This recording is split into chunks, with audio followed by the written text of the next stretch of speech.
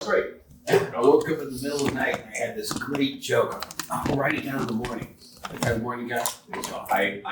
And that's actually, I know a comic who kept the notebook, like a notebook next to their bed for that exact reason. And one day he woke up and he's like, oh, I remember I had that great joke and I wrote it down. And he went down, he opened his thing and all it said was, have a midget hold it. Like, what? Later. That's what that happens to me too. I want to record it because in the middle of it, I write it down. Sometimes if I'm writing it down, I can't even read it. It's just scratch. My writing is incredible. I've done that too. I write the punchline down and I go, oh, that's funny. I'll think of something good for that. And then I go, what the hell does that even mean? I mean, how great is it to be in a class where you just basically laugh at what everybody says for 2 hours? It's terrific. Yeah, I mean, that's really what we're charging for. It's just 8 shows. Yeah. And it's great the way that you managed to help me think, concise, bring it down to. Well, I think it's one of those things that, you'll do it until it's second nature. And then once it's done, or once it's second nature, then it's the point where oh, okay, now coaching or just group feedback and open mics, it gets to where I'm like, okay, this is funny already. This just doesn't work. And then, and now I'm like, okay, I gotta decide what's more important. Yeah, I'm just kidding. Well, but when you're relying on your husband for a ride, yeah, my wife would definitely That's the thing. say the same thing about that. Yeah. Credentials right. Hello, everybody. Thank you for coming. We have a special guest today. This special guest is appeared on stand-up and variety comedy stages throughout Los Angeles and the Coachella Valley. She was also on Conan O'Brien, The Tonight Show with Jay Leno. In the audience, ladies and gentlemen, welcome to the stage, Shelby Wynn. one more time for Nate Wyckoff, everybody. Yes. Oh, we told the truth today. That's right. My name is Shelby Wynn. So nice to meet each and every one of you. I'm gonna break down my name first. It is a name that I christened myself. You heard correct. I christened myself as a reminder of the pillars of strength that I turn to in my most desperate times of need, and also a reminder of the valleys and the depths of depravity that I also found myself in. Can I get an amen? That's right, thank you very much. So I'll break down my name for you. First part, of course, Shelby, after the nomenclature made famous by the incomparable Miss Julia Roberts in the film Steel Magnolias. Can I get an amen? Amen. That's right. As tribute, I also have blush and bashful in my hair today. And Wynn, of course, W-Y-N-N, after the casino that took everything from me. Yeah, Shelby had a bit too much juice that night. That's right. Can I get an amen? Amen. That's right. Now, in the interest of brevity, I am going to keep today's sermon short. First of all, thank y'all so much for being here. What is this, noon on a Sunday? We did it. We did it, y'all. We did it. And nothing says a nightclub act that is performing at noon on a Sunday more than under-rehearsed stage business. How about that, right? Can I get an amen? Yes. So if you'll indulge me, I'm going to take a moment and set the stage, get it all done right. Let's give it up first for the public domain music, playing from my YouTube on my phone here.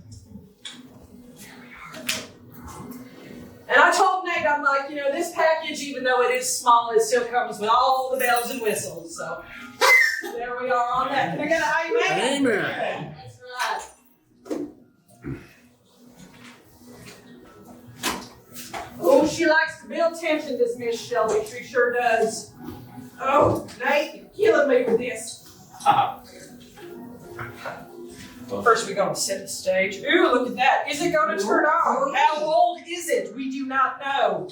Hold for dramatic emphasis. Oh. There we go. Oh. Amen. And again, I'm bringing to you the deluxe package today, ladies and gentlemen, of Shelby Wynn. That's right. Now, Shelby has heard all about y'all. I am fans of each and every one of you. And I hope by the end of this, y'all are fans of me. But in the interim, I have made some fans for you. How about that? Can I get an amen? Amen. Yes. I'd like to thank the Ladies Auxiliary Movement, which is what I call myself when I'm hastily assembling arts and crafts in my car in the parking lot. Can I get an amen? Amen. That's right. Just like Shelby herself, you do not want to pay too much close attention to the back. So I'm just going to make this a pass one down kind of situation. Can I get an amen? Amen. That's right. That's right. Now, in the deluxe package, we do like to start off with some trivia. And today is no exception. Can I get an amen? Amen. That's right. Today's trivia is themed, ladies and gentlemen. It is a stand-up comedy class after all. Can I get an amen? Amen. That's right. So we have some stand-up comedy trivia. All right, sir, what is your name? David. That is correct. His name is David. Give it up for David, ladies and gentlemen. Amen. We have a fabulous prize for you, David. Now, if you find yourself screaming out into the darkness, show me a sign. David, I have one for you. This says, don't stop believing. Because we are on a hell of a journey together, aren't we, ladies and gentlemen? And I went ahead and I kept that from the Dollar Tree right on there. So if you're having hardships, David, you can return this. One more time for David, ladies and gentlemen. Yes. Amen. Oh, that's right. What else does Shelby have in the deluxe package for y'all today? Oh, I love this. Now, I do like to have a baptismal service available, as well as a foot washing. But again, in the interest of brevity today, come on, sir, get on up there.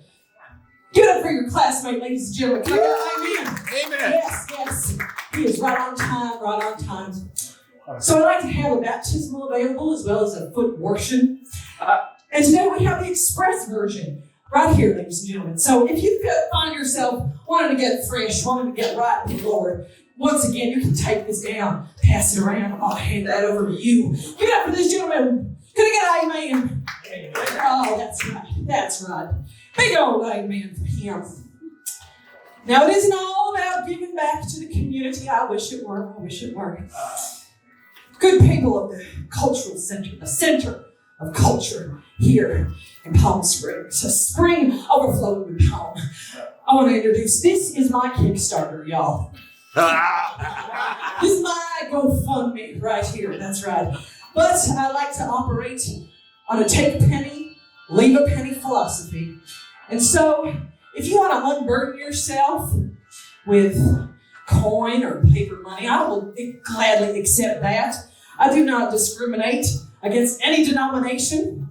But also, if you find yourself with, like, say, 2-for-1 coupon for appetizers at California Pizza Kitchen, I'll take that as well. You can just unload it on there. Can I get an amen? Amen. That's right. And if you find in this basket today that there's something that's speaking to you, that you need, you can go ahead and take it. Today, our offerings include cooling wipes. That's right. Also, it's a miracle from the back. Also, if your workplace has recently changed their policy and you want to make sure you're going to hold on to your job, I have one of these drug tests right there for you. So we'll just throw that in. And we also have, much like Shelby herself, a discard from the casino. We have authentic casino cards that were once played. And I figured the D was appropriate for a Palm Springs show. Can I get an amen on the D? That's right. Oh, my little buddy, look at you with your take a penny, leave a penny philosophy. Take one down, pass it around. My goodness, y'all, I am so impressed. Usually there's like a splash zone where one of these might pop off, but the good Lord is with me today. We are keeping the nails on. Can I get an amen? That's right. In the deluxe package, we also offer a cake walk. Today it's going to be a cake sprint. You've heard of the King of Cakes. This is the Brownie King, ladies and gentlemen. That's right. Yes, it is the second cousin of little Deborah. She has been with me many a night smoking the devil's lettuce. So, walk, walk, walk, you get a cake. Can I get an amen? Yes, walk, walk, walk, you get the rest of the cakes in the back. Yes, can I get an amen? Amen. Yes, yes. Oh, my goodness, y'all. This has been such a wonderful time. I'm so happy we had time today to explore the deluxe package. The piece de resistance, the creme de la creme, as it were, we got ourselves a very special, sacrilegious transubstantiation. That's right. It is as delicious as it is sacrilegious. So if you would like to take communion with me today, these are what we have as offerings. Good people of the Cultural Center, we have chicken in a what? Chicken in a biscuit. That's right. And what goes better on chicken and a biscuit than some American cheese whiz? Look at this. We got coffee, we got donuts, we got ourselves a brunch spectacular happening in Palm Springs. Can I get an amen? Amen. That's right. Oh, my goodness, you are fanning yourself in the back, my friend. I'm going to hand that over to you. You take that communion if you want. But if not, you can set it wherever. I'm getting a lot. This is perfect timing. Now, this is a comedy class. So I would like to share with you my bits of experience. Oh, look at this. Y'all are learning. I love it. You do want to leave your area cleaner than when you arrived. And so I'm going to do that right now. And as I button up, I would like to thank each and every one of you for making this a special day for Shelby. Oh, the Cultural Center, they take care of you. Premium bathroom, VIP dressing room. I love it. Can I get an amen? That's right. Now, I like to keep all of my unnecessary stage business in a Frosty the Snowman bag, recycled from Christmas, because much like Frosty the Snowman, I hope to return one day. Can I get an amen? That's right. We're going to put our deluxe package back in here after I put my unnecessary stage business back in there. And y'all have really inspired me. Now, Nate, you're going to take care of that electrical piece for me right there. Thank you so much. Y'all have truly, oh, thank you, hon. I'll be back for that later. You have truly, truly inspired me. You are doing right now something that I tell all my followers and stalkers to do, which is do one thing a day that scares me and scares you. And I know a lot of you are doing it right now. And so am I. Y'all, I'm going to exit through this elevator. Can I get an amen? Amen. One more time for your instructor, Nate. I'm going to go ahead and leave this microphone. Thank y'all so much. Have a blessed Sunday.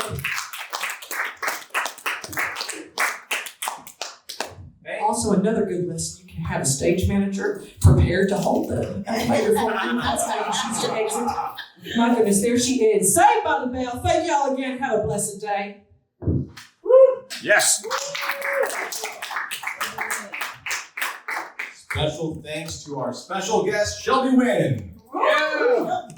You can hold a house all by yourself unless it's rent to own. All right. So, Emily will be back with us shortly. Shelby had to buzz off. But thank you all for coming to yet another class. This is, hands down, I'm going to start with the good news before I critique everyone's material. No, you all are really excellent. I've not had a class come in where every single person has made me laugh at least once on the mic legitimately.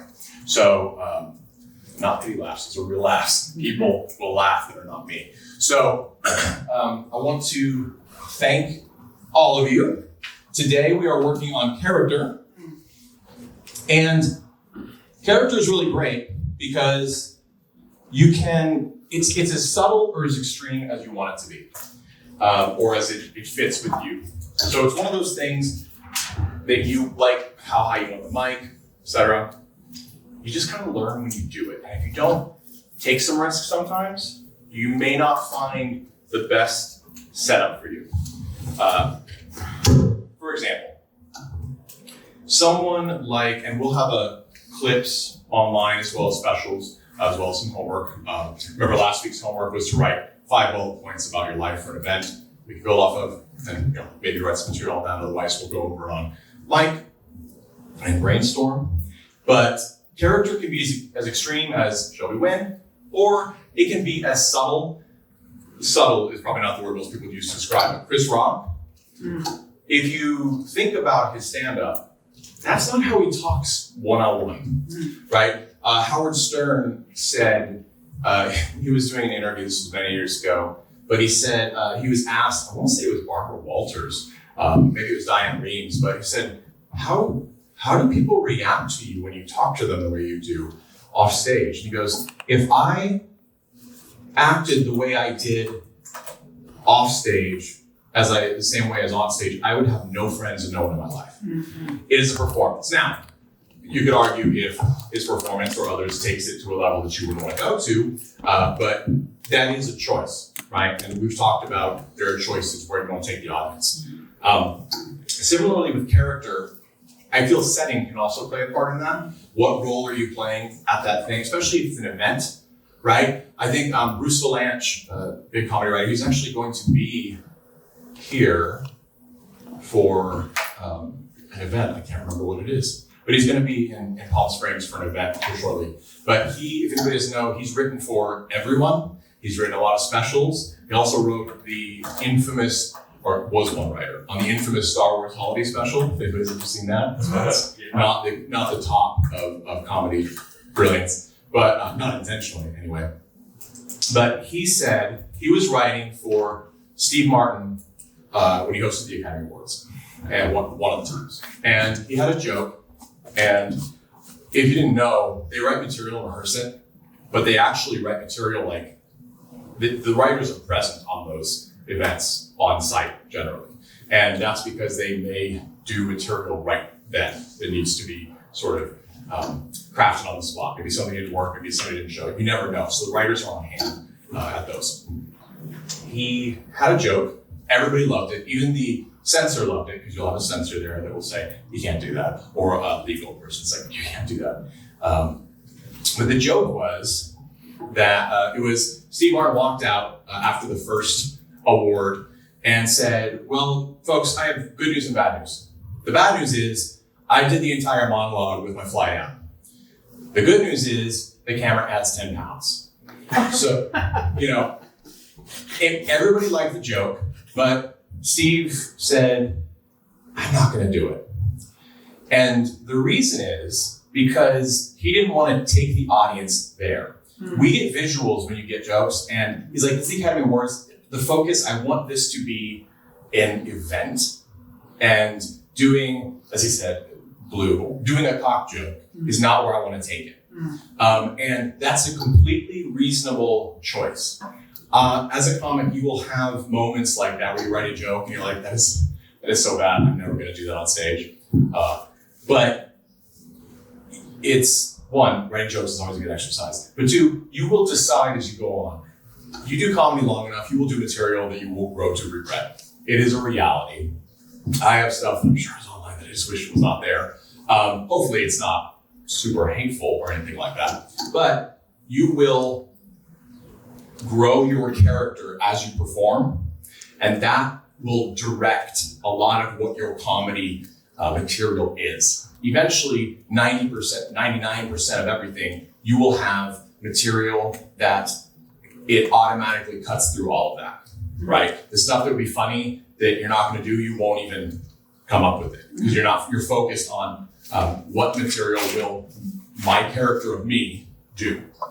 The same will go for a character like Shelby Wynn, right? Shelby Wynn did not know your names. You had to ask your name. Everybody else was sir, or gentleman, or classmate, right? And it's those little things that you really do think about when you're performing a character that's dramatically not you, because you will break that sense of belief that the audience has in you, okay? If you're not buying it, then you're not selling it, okay?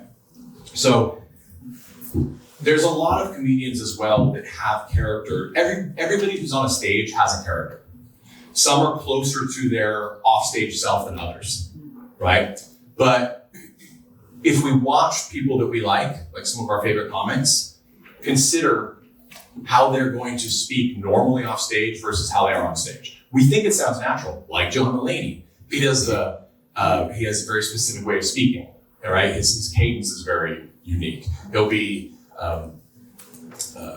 so I went to the doctor. Yes, that is funny, right? Like, he does these things that are very specific to him. And because we as an audience know that when we watch him, we know when to wait for the punchlines or wait for the jokes. It builds the tension because we're like, oh, it's coming, it's coming, it's coming. So these really affect your material. Most of the time, and most of us will not necessarily right away see or understand the difference that we're developing as we develop it. But you will the more you do your material and the more you write material. But it is real. I worked with a comedy coach, and he said he worked with Chris Rock, which is why I bring it up, early in Chris Rock's career. And his very early material, you probably can find some, but this is like, VHS camcorder days. He was mirroring Eddie Murphy. That was his icon that he wanted to be like. And so he swore a lot. Hello, Emily. Thank you for joining us. You've been our special guest. That's okay. I'm sure she'll be back. But because he was mirroring Eddie Murphy, one of the things he did is he swore a lot, especially in the Raw era. Like, he just swore a lot because he was thinking in terms of Eddie Murphy.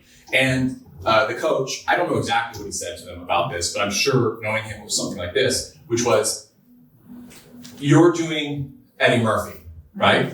And he's like, well, yeah, that's what I want to be like. He's like, okay, so you can take what works for your material, but consider what isn't needed, right? It's another version of trimming down. He's like, will taking out the swearing affect your jokes?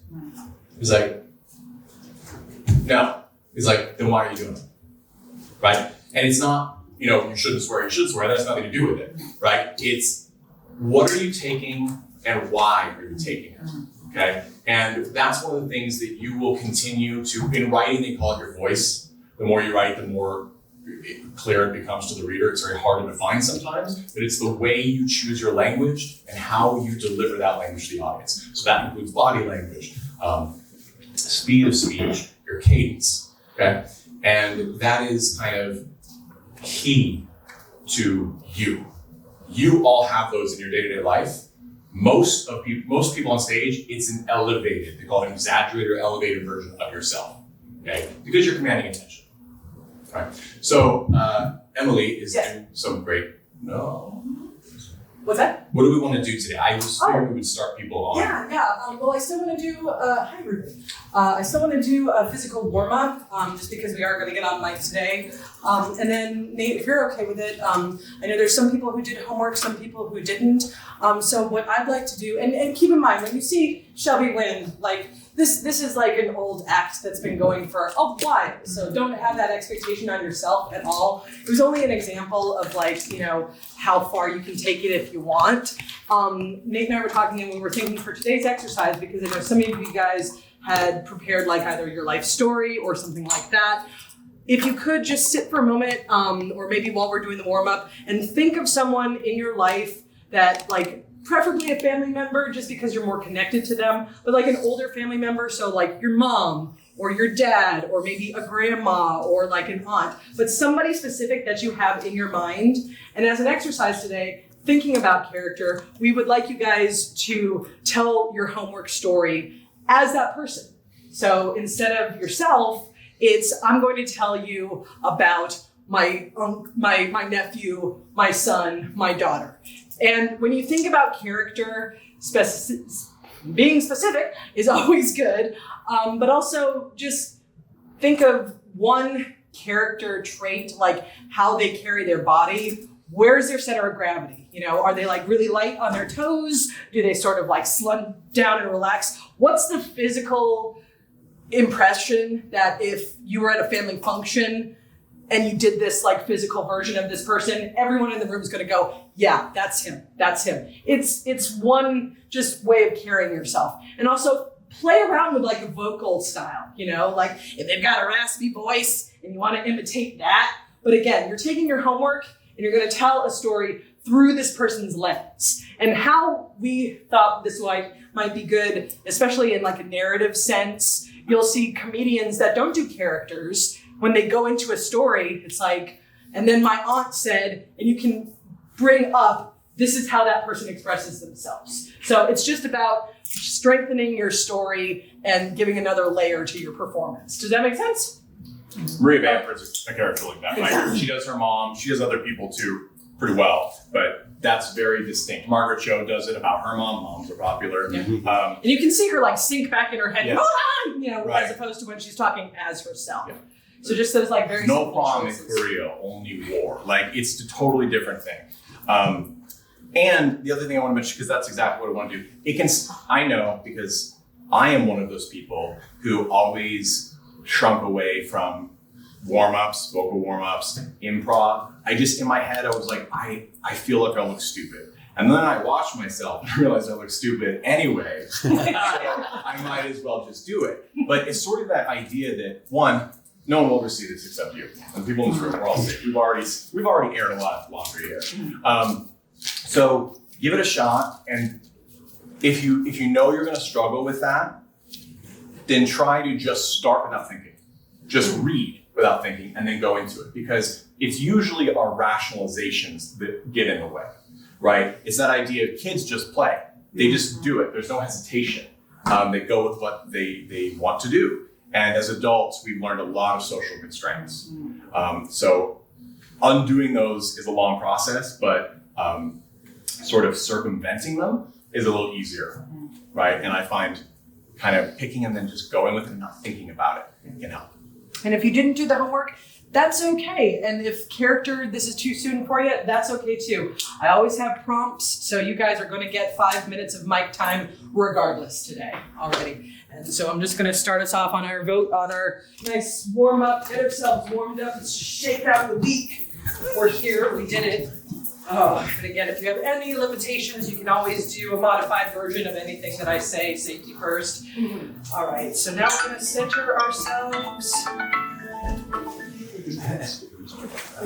Mark came early, so he's allowed, and he's running tech. He's okay. Alrighty, folks. So let's go ahead and close our eyes. Thank ourselves for being here. Take one nice deep breath into center, full inhalation. Hold it for just a moment and let it out.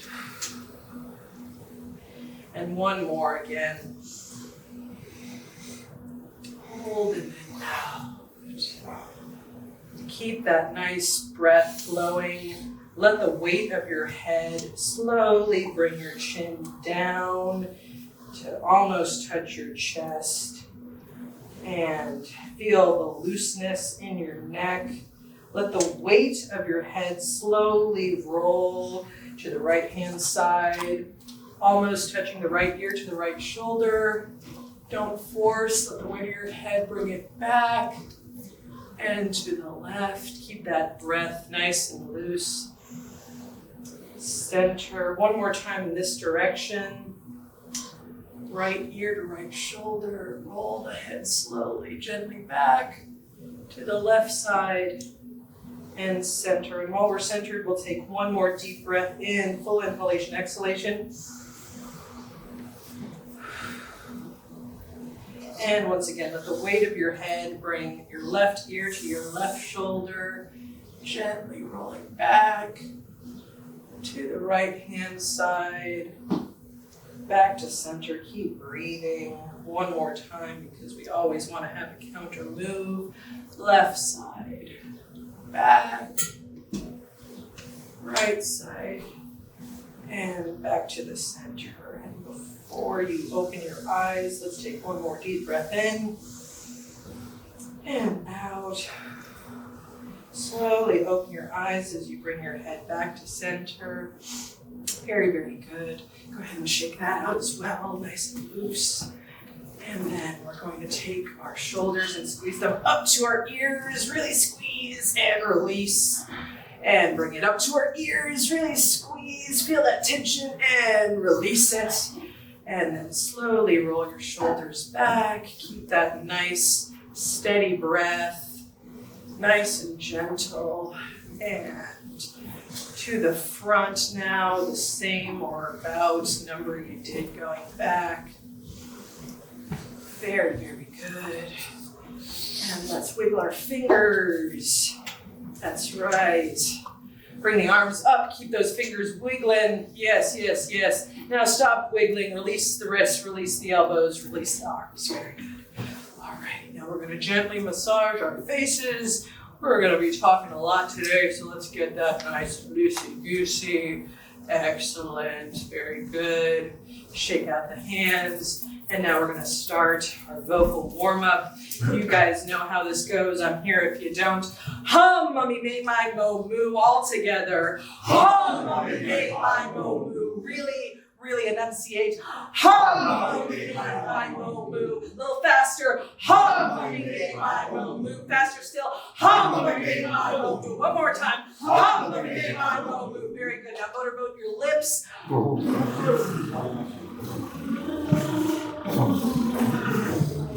Wonderful.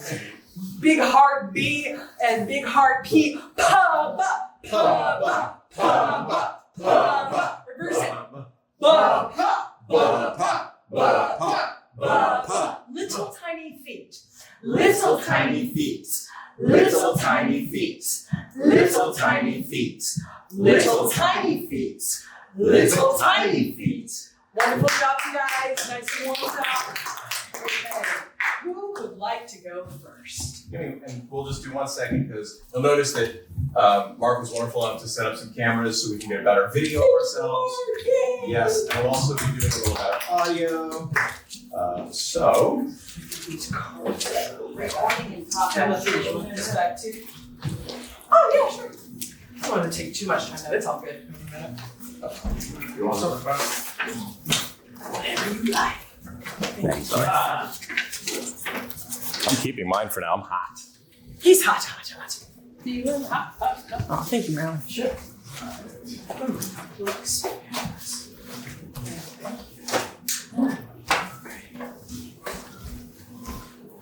Just like before, I'll let you guys know when we're at 2 minutes, so you know how that feels in your body. I will give you the light on my phone from back here at 4 minutes. It looks like this, if everyone can just look, so I know that you can see that this is what it looks like. Thank you so much. Give me a nod or like finger guns so I know that you saw it. And if you run the light, I'm going to light it again and start jumping around. And it's embarrassing for everyone. So let's go ahead and not do that. Don't be startled by this. I just have to. Ooh, it's clapping us in. Okay. Come on. It's because I'm recording audio separate just to get a clean sound, so Mark helps you sync it up. Very, very cool. Let me just grab our beverage real quick. As always, your wonderful host, Emily. Nate, you just let me know when I'm good to remind the first person. Awesome. Alrighty, so who do we have as our first brave person today? Since I'm standing up. Oh, There you Deb's go, here. there you Very go. good. So Deb, just like before, I'm gonna announce you, we'll shake, and then we'll start today. Do you have homework, or do you just have a 5 that you want to do? I have like about a 5 or 4. Wonderful. Let me get a music stand for you. Based on homework. Good. And then dealer's choice. Would you like to do a character today, or just? I'm thinking about flipping to my sister, Hey, I like it. who didn't want me to do comedy. I remember that, Especially yeah. about Very it. good. I'm the funny one, right? Yeah, she's a funny one. Yeah. You're the smart one. You know, I mean. All right, you guys know why we're all here. Put your hands together for Deb. Alrighty, Deb, do you want to jump right into character, or you want to do some time as yourself up top? No, I'm good. Alrighty, So, Who are we meeting today? What is your name? all right. Well, so my name is Bonnie Galante, last week, you know, my sister told you about how she just got married in October. Well, she and her husband, and maybe it's best for this part if I assume Deb. She and her husband moved in together at the end of June. And so being that they got married in October, what that meant was that Doug was a really good partner in the wedding planning. Maybe too good and maybe too observant. Monday, as I came out of the shower, he quipped, "Deb, you know, before the wedding, you were counting calories and I watched you get on the scale every morning. And I haven't noticed you doing that since the wedding. So I've got to ask you, have you stopped watching your weight? I'm out on bond right now because his funeral is Wednesday. But I'm not worried at all because I know that a jury of my peers will see that it really was justifiable homicide. There you go. But seriously, it's really aggravating being a priest and having a husband who is far more zen than you are. I mean, frankly, like a lot of us, I've had a really, really hard time since, November 5th, and especially since January 20th. I mean, this whole Project 2025 bullshit, more like Project 1525. Deport the Muslims, bring back the plague, and keep all the fertile women barefoot and pregnant. So, even though I look great in red, I'm way past childbearing years, and I know that in the Handmaid's Tale version of the United States, Gilead, you remember that, I would probably end up being a Martha. But I've already told you about how lousy I am at housework. You have 2 minutes, keep going. So what that means is that I would be destined to go to the colonies, hauling out radioactive waste and making America feudal again. I was on a rant this week when Doug reminded me that my anger wasn't doing any good. I mean, the last time Trump was in office, I totaled my car. Yeah. So I am trying to take a more nuanced approach to the end of our civilization. And I recalled how in that horrible, horrible scene from the Washington National Cathedral, where that nasty woman bishop dared to ask our felon-in-chief to have mercy on people, I was observing Vance's wife, Usha. She was the only one who seemed to be respectfully taking in what Bishop Buddy was saying. So I was like, well, who is this woman? And why was she married to this lump of cold, fake, hillbilly oppressor / husband? So I looked up something on her, and it turns out her family from India are Brahmins, and that the women worship Gauri, a goddess known for her power, energy, and harmony. And so I really want to reach out to Usha and say, hey girl, we gotta talk. Your doughboy husband, JD, and President Elon and his first bitch, Donnie, are in the middle of throwing down some major whoop-ass. Can you get your girl Gauri to throw some of that yoni power into DC to balance the chakras and so the rest of us can breathe? Now, I don't know if Usha Vance would take my call, but it can't hurt for all of us to send vibes to her. So what I thought about is, as an artist, is maybe what we need is a meditation match between Malala Yousafzai and Daddy Shoelift Fake Tan Bad Comb Over. I can see the promos. Malala, with her sari gently draped over her shoulders, gliding into the ring and declaring, "Hey Johnny, what you gonna do when Malala Mania runs wild on you?" I think Usha and all the Hindu goddesses know, and now you do too. Thanks. I'm pissed.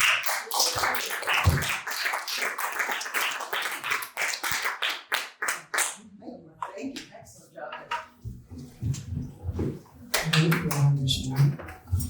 wanna do some notes? Yeah. So, Deb, you've got some really killer jokes in here. The way you deliver the "I'm out on bail" nails it, because we know you're getting somewhere in there, not that far probably, but you're getting somewhere to some sort of he's not going to do that again kind of moment. And you get there, but also the way you deliver it, you give us, there's no extra information. You don't say, I murdered him and now I'm out of bail. You just say, you pause, you go, I'm out on bail. Because of that, that's a perfect delivery. You don't need the tag on the end. Oh, okay. Okay, because what it does is it feels, even if it's not, it feels like explaining the joke. Okay. And you never want to do that. Yeah. And so if the joke doesn't work and needs explanation, it totally needs to be reversed, Okay, all right? right. The other thing is, and this is one that I'm struggling with and every comedian is struggling with right now, is anger isn't generally funny, and it is very difficult right now not to be very angry. So what I try and think of is the way to deliver, how can I deliver this in a way that makes people pay attention and see how terrible it is, and not myself sound like I'm passing a harsh judgment. Like we've all, I mean, I think, I don't remember who, one of the Colbert bits at one point said, I think God called him, why would you elect a melted circus peanut? Like, you know what I mean? Like that kind of thing. Like, and it's funny, but it's a one beat. I think of Maria Bamford doing a joke that horrified audiences at the time and still does, but it's brilliant. It is, she goes, a lot of soldiers come back and commit suicide. And that's really funny because they don't die over there, but they come back home and then they die. It must be really funny because nobody's talking about it. You know what I mean? Like she's turning it into something where there's the accusation is implied. And it gets the social work we want done without too much aggression and anger. And there are comedians that use anger. Lewis Black does it, and it can be done. But he also tends to limit, like, he won't insult someone as though we want to. If I saw our president, the ire and the amount of adjectives I would have would take up more than we have on mic. Yeah. But it doesn't fly as well on stage because what can happen is people can actually start to feel bad for your target. And it's an innate thing. We don't like seeing conflict. And so that is the opposite of what we want. So consider that when we go through. Also, This was really pushing my limits because, obviously I'm in anger and I never have brought it into my comedy before. And I'm like, I want to workshop it. So this feedback is so and helpful. it's not bad material. It's like, it's a good, you feel strongly about it. It's a good place to draw material from. The point is, or not the point. It's like, you always want to have the audience on your side. And you never know. It doesn't mean all the audience is on your side. If there's somebody who supports whatever, you're not going for them. You're never gonna bother getting them. Don't even worry about that. It's just for your audience. But other than, you've got some great, Yanni Power was super funny. The Handmaid's Tale, there's more there. You can whittle it down because there's no strong punchline, but the ideas are there, right? Like, they want me to be that, but I'm not good at housework. And then they'd send me over to clean up nuclear waste. And like I said, I'm not good at housework. You know what I mean? Like something like just to take it, just work those jokes that, as we talked about, they subvert the expectation in there because the topics are there. So. And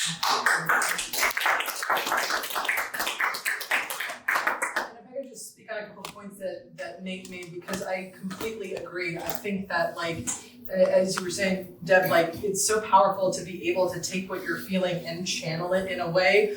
I think that, to Nate's point, the more that you can anchor what you're saying on something else besides the anger, because when we see Lewis Black or we see Maria Bamford, there's a trust there. We feel safe because we already know Lewis Black's delivery. He's going to say something punchy like this, and we know he's not going to lose control and go on a rampage. It's like, okay, this is still an act. We're in a safe environment. We know what we're doing. I will say that, what I love about the way that you're choosing to express the anger is with a lot of vocabulary and a lot of alliteration. I think this is a good example of essentially bringing something up at an open mic. And the more that you use those words, because Maria Bamford does the same thing, where she has this very broad vocabulary and she will over-rehearse the material to herself, so that by the time you get up on stage,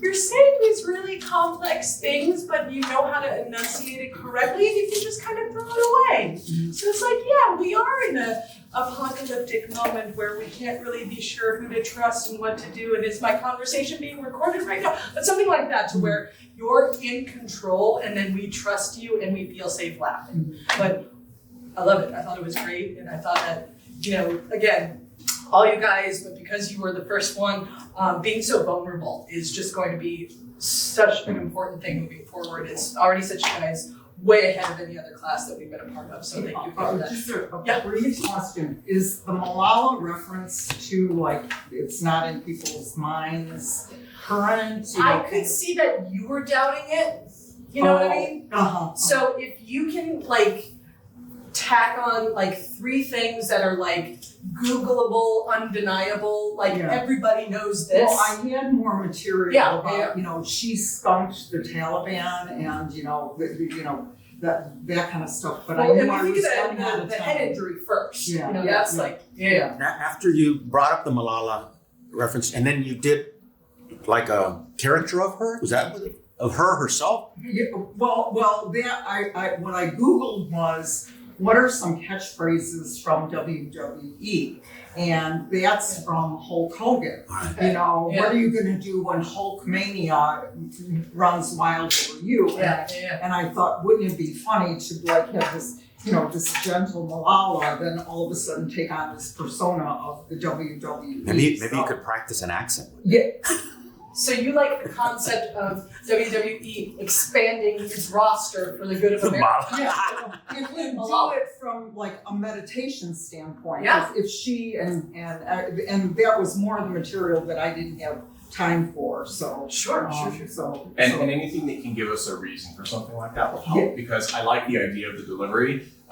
You could somehow work it so you're saying it's gone so far that it has, you know, Malala, you know, speaking, you know, going from speaking like this to what are you gonna, you know what I mean? Like, Okay. something yeah, like yeah, that. yeah. So pull Because that it out, because yeah. it makes it clear without Okay. explaining, right? Okay. I mean, you're giving a little exposition, but Yeah. it's worth the pain. Okay, all right, thanks. Giving a lot of credit to your audience to know all that too. Right. Well, You know what I mean? This is a good example of knowing your audience. Yeah. Playing Palm Springs, you're most likely going to get a huge amount of claps off of what you're saying. If we were playing in La Quinta, it would be a different story. If we were Right. at Rancho Mirage, it would be a different story. Yeah, yeah. So that's smart. You know what I mean? It's both you, but also you're in a place where people are most likely going to agree. Thank you so much, yeah, thank you.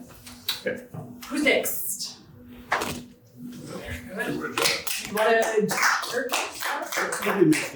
You're gonna mix it? I'll try to mix it. Okay, sounds good. Let me bring you up. Ladies and gentlemen, put your hands together. It's still Jeff. It's still Jeff, ladies and gentlemen.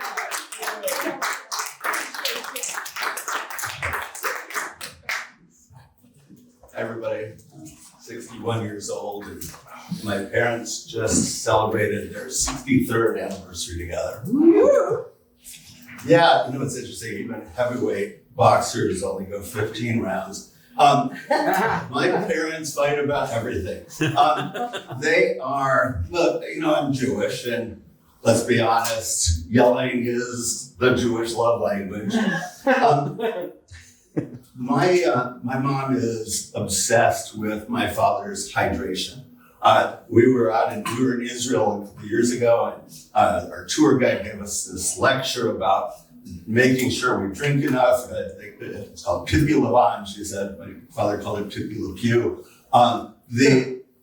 The concept is, if your pee is clear, it's good. If your pee is dark, there's a problem. My mother is obsessed. Neil, did you drink enough? Neil, have some water. Neil, drink more.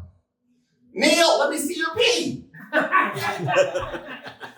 Drives my father crazy. My father gets angry. He gets angry at a lot of things. He gets mostly angry at things that my mother does. And my mother blames my father for everything. If She can't find her wallet. I can't find my wallet. Neil, where did you put my wallet? Glass breaks. Neil, what did you put it there for? It broke because of you. My mad cow disease breaks out. Neil, what did you say to make them angry?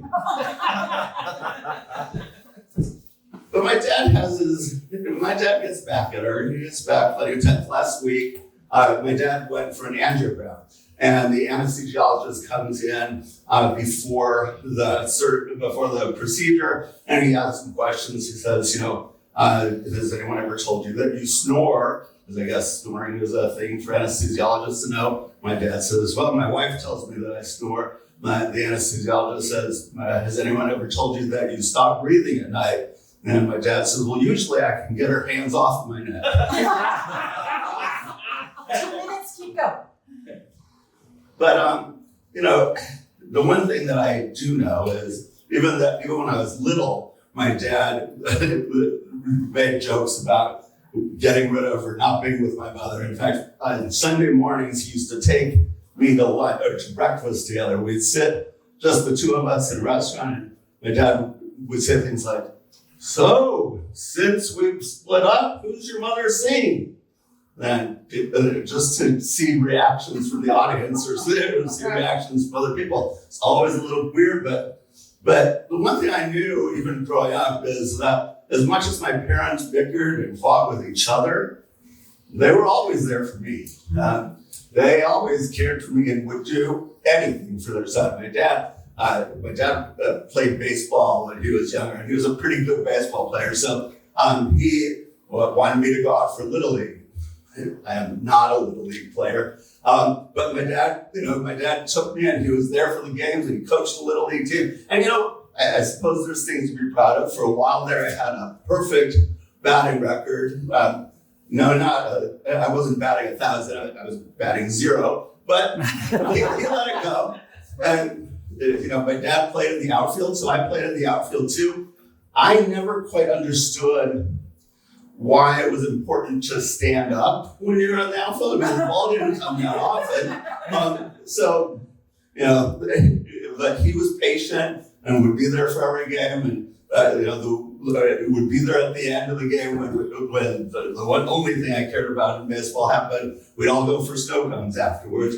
My mom was it was our homeroom mother, and she was the perfect homeroom mother. Nothing that other classes did that she couldn't beat. So other classes, the mothers would bring in Chips Ahoy and whatever those elves made in the little hollow trees, and my mom would have a huge ice cream Sunday social, and everyone would celebrate. We had like a Hawaiian theme in class that everyone took. Other mothers, brought Spam for people to try. My mother brought in Don Ho to sing to the class. So I always knew that I was special to them and that they cared for me no matter what happened. A few years back, my parents moved out here. We bought a house, and my parents live in the back of the house. My parents live in the casita in the back of the house. We get to spend a good bit of time together, and even last joke, I promise. And so, I know my time up. So even but one thing that I learned is even as late as yesterday, things don't change that easily. The alarm or the dinger on our Ring doorbell stopped working, and my mom says, "Neil, what'd you do? Not pay the bill?" My husband said, "Well, actually, I turned it off because I found it annoying." And my dad's like, "See, you blame me for everything." She's like, "Blame? I didn't blame you anything. I didn't blame anybody." And I'm like, "Mom, what about the word blame? It's not clear here." Anyway, I know they love me, even after 63 years. So it's great to be with them whenever I can. So thanks a lot.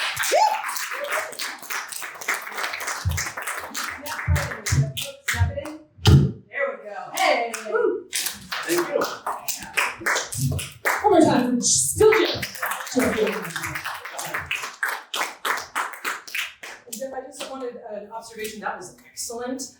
I noticed that when you are your mother, there's a difference, clear break, because you put your hand on your hip and it grounds you. So if you want to keep that in mind, like every time I'm going to talk as my mom, hand goes on the hip, we recognized it because you lost it a little bit at the end, and I thought you had more power with it, but you did that. That's a great excellent, really excellent.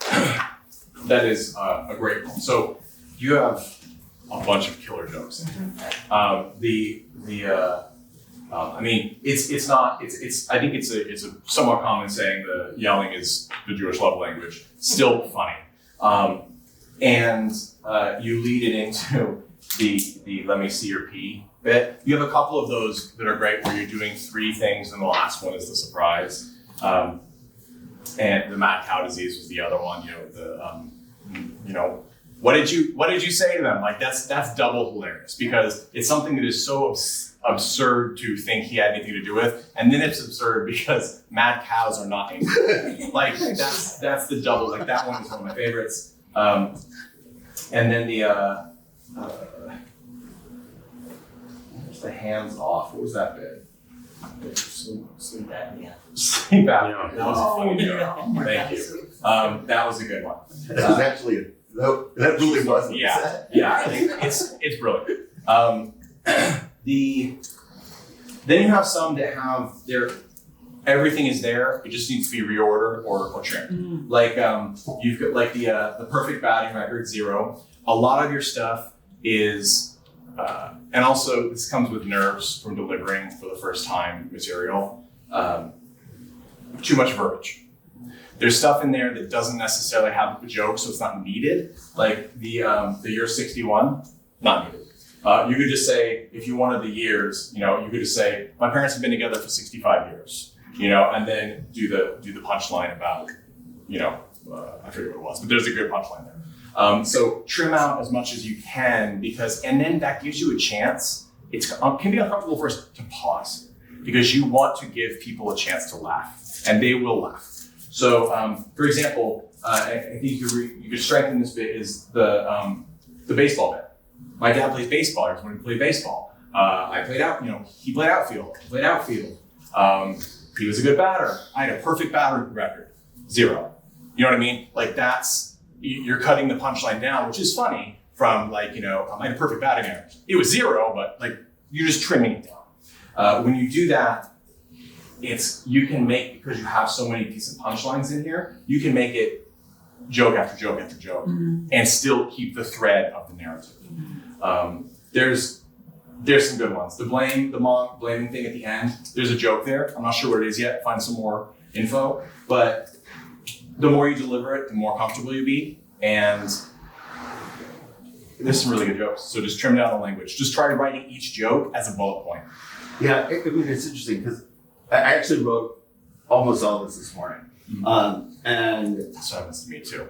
Well, look, having a deadline helps. Yeah. So that was really good.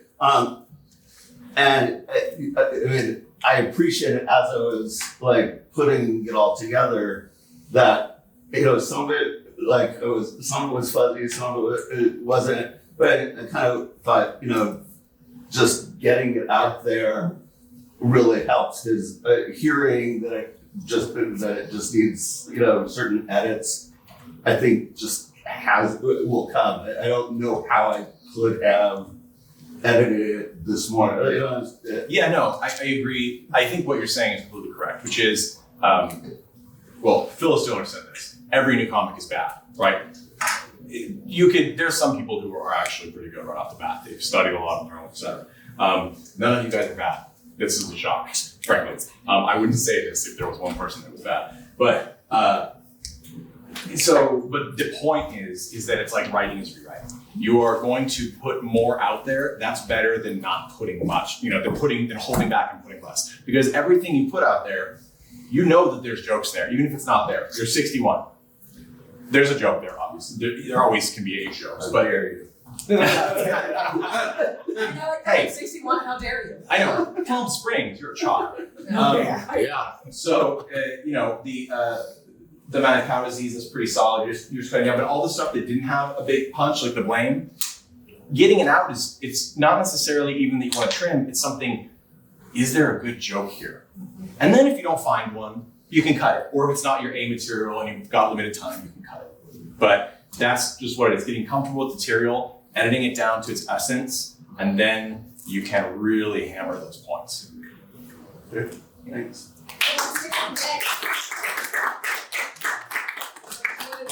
Character stuff, or you want to get prompted, or do you have material?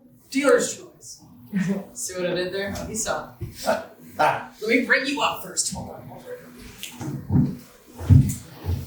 So, Mark, do you need props today, or are you gonna just do your material? I'll try to do mine.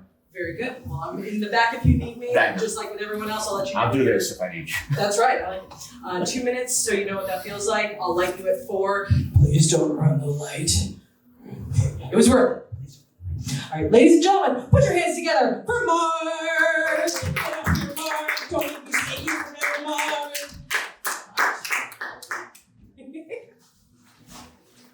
I was thinking about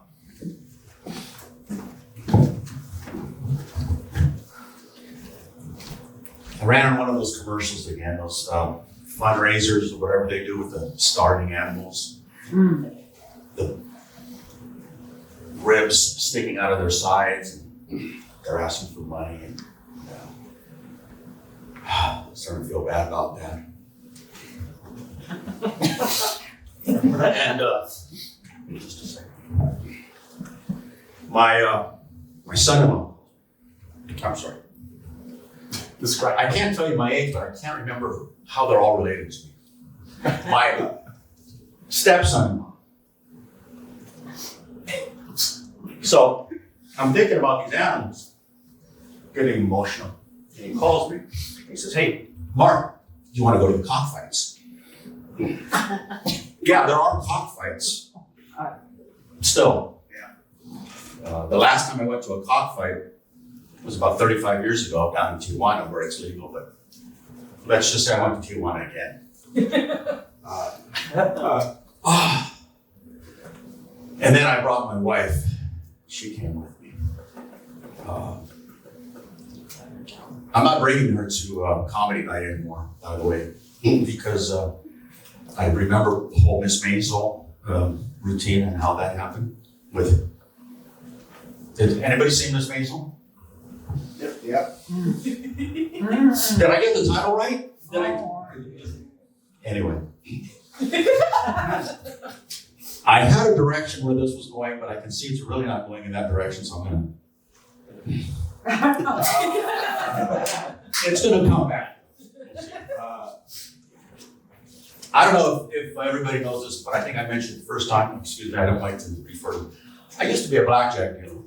And as a result, there's certain patterns that run through my life. And just now I begin to realize the similarities. You have 2 minutes, keep going. I've done a lot of gambling in my life. My financial status reflects that. I've been married 3 times, so I like to gamble. And I was raised a Jehovah's Witness. And I thought about that time, so shit. That in particular, but a lot of religion is a big gamble in itself too. We're taking a chance that we're right. And I'm an underachiever because I couldn't come up with a 5th one.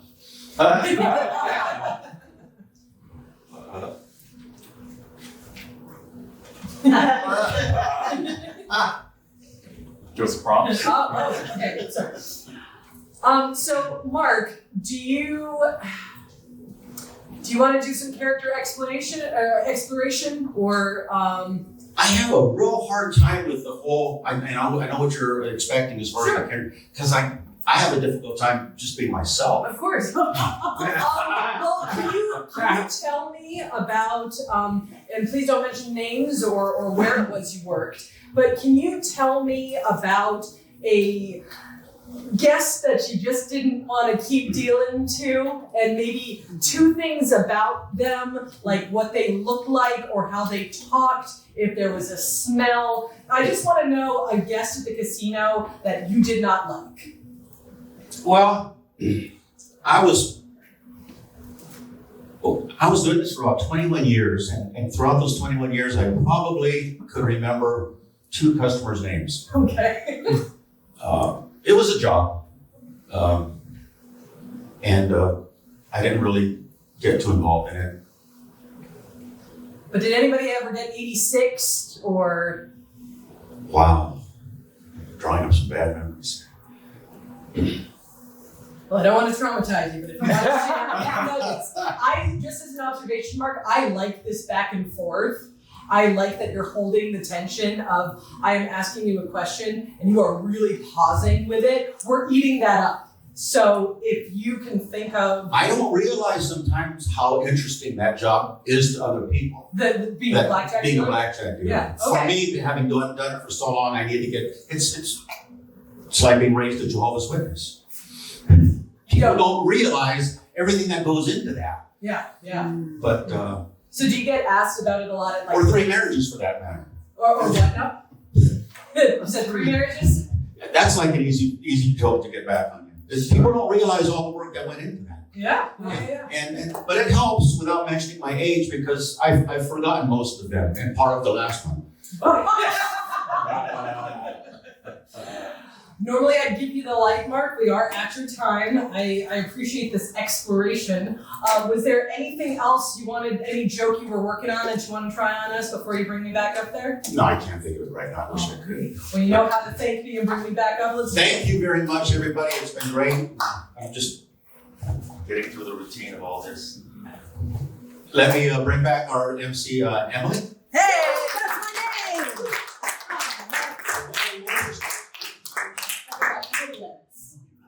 Oh, Shelby. Shelby. Here's Shelby. Thank you very much. Thank you, Mark. One more time, come on, everybody, keep going, keep going.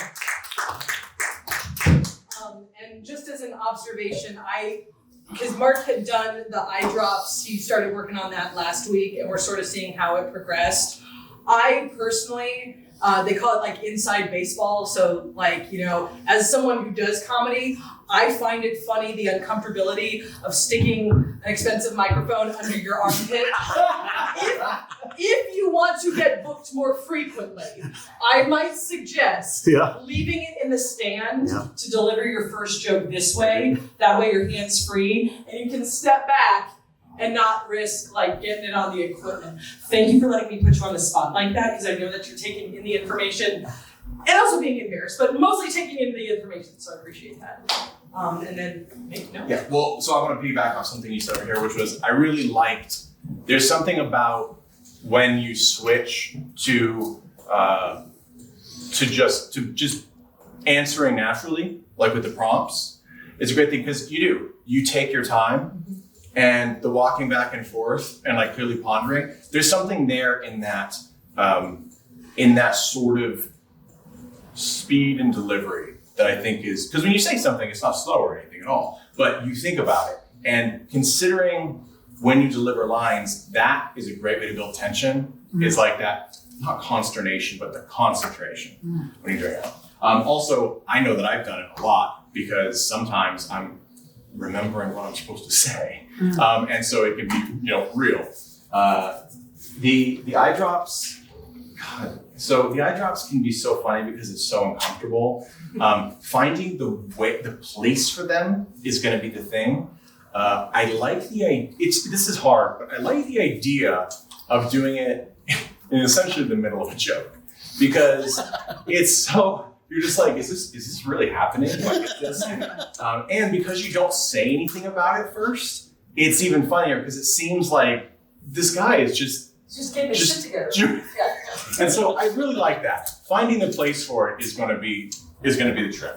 And it's going to have to be a real specific joke in order to survive that break.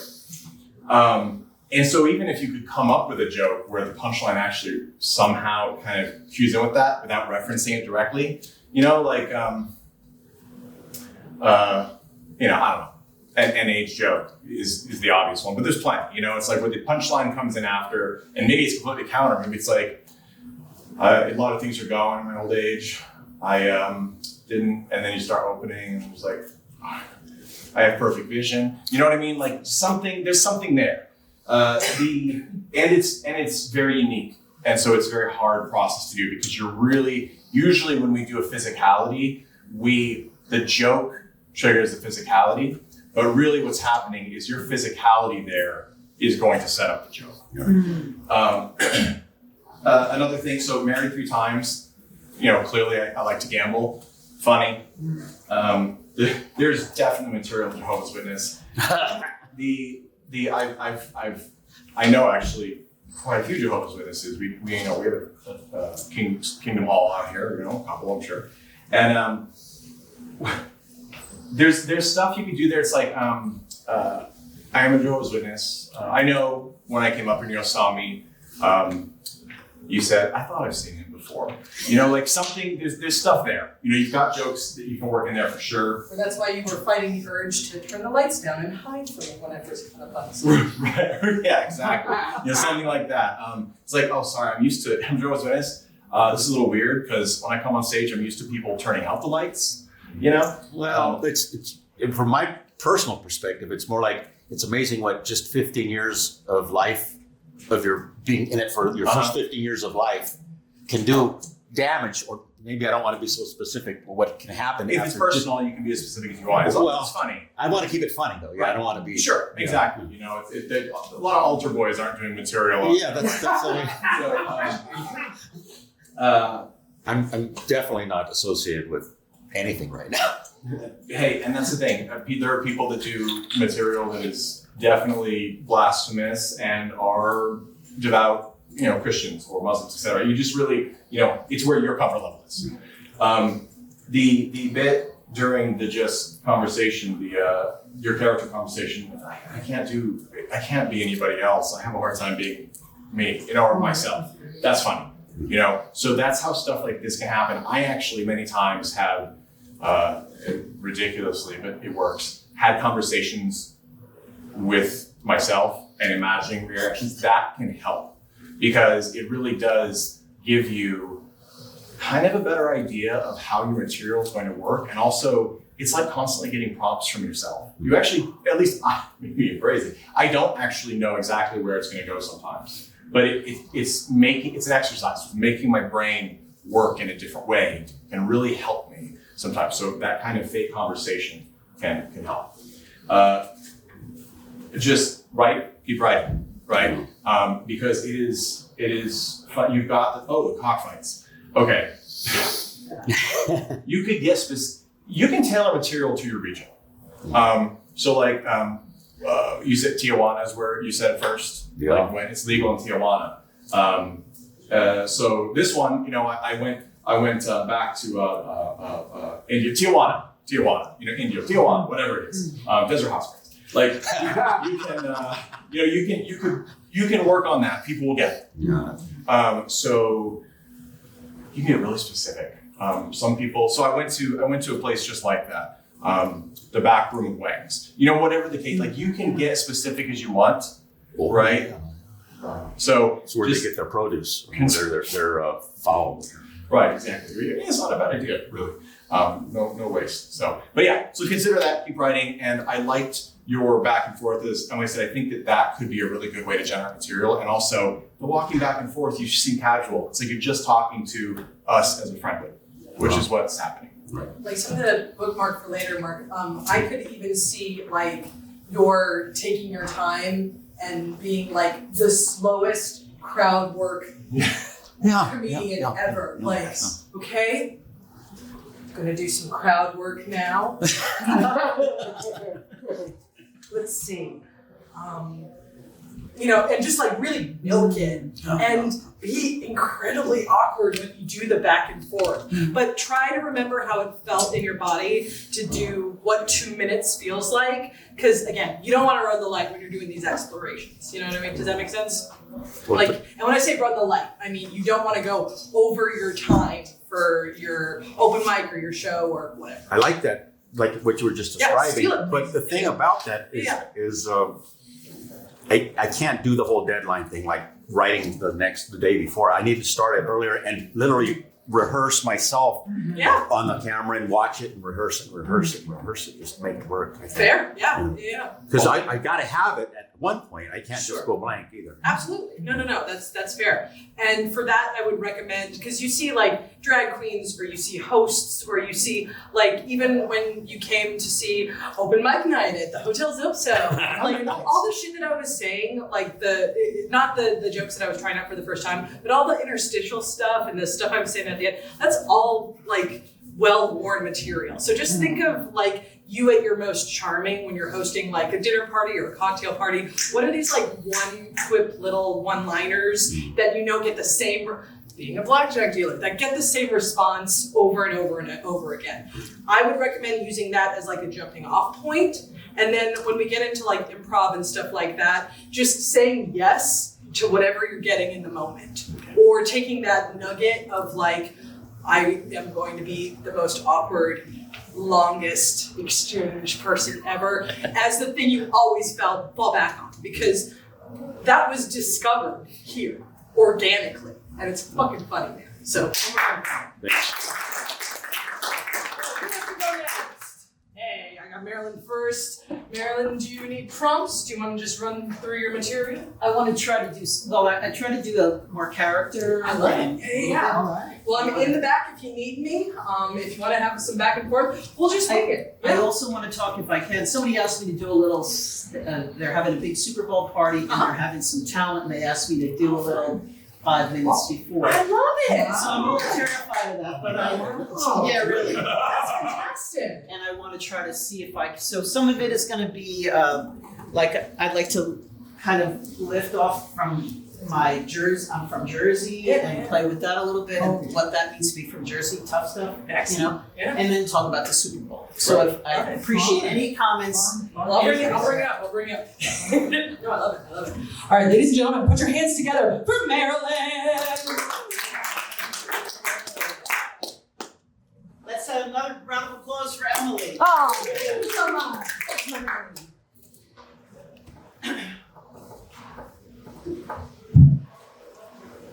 So I'm from Jersey, in case anybody doesn't notice. You'll notice it in a few minutes as soon as I start talking. I lived in California for decades, but as soon as I open my mouth, people say, you're not from around here. And as soon as I start talking, people think that I'm like, what's her name? 1 second. Barbara. Camilla Soprano. Ah, Camilla Soprano. yeah. People in New Jersey are very proud of that show. I have to admit that mob mentality goes pretty deep in my upbringing. It was all around me growing up. I mean, I attended birthday parties where, you know, men in suits stood around and made sure everything went okay. I remember going to a diner. We'd go to the diner late at night after a date, or out partying with friends, and one time in a packed diner where everybody's talking, the door opens and a hush came across the whole room because a mob guy dressed in a coat came walking through. He had to take a piss. He walks through the whole diner all the way to the bathroom. Everybody looks down. My date told me to hide my ketchup. I look down, no one looks up. He goes in the bathroom, the door shuts. The din in the restaurant comes back up again. Then the door opens again. Everybody looks down and waits for him to exit. I actually thought that my life would be back in Jersey forever, that I would go to New York to work for a while, marry a guy named Carmine, and probably have 6 kids. But I moved to LA instead. And I thought Jersey was the greatest place in the world to grow up until I realized that it is the armpit of the nation. I thought everybody had another nationality. I came here and I would say, hey, what's your name? What nationality are you? That's the way you talked when I grew up. You're gonna say, well, I'm an American. No, like before, like what? And they would say, my great-great-grandfather is from Missouri. It's like I spoke another language. I talk fast. People always say, what? What did you just say? I talk fast, sort of blur my words together, like if, because I grew up around a lot of Italian family. Sort of like there was a commercial years ago where the woman says, oh, I got a headache. I got this one to drive my son to school.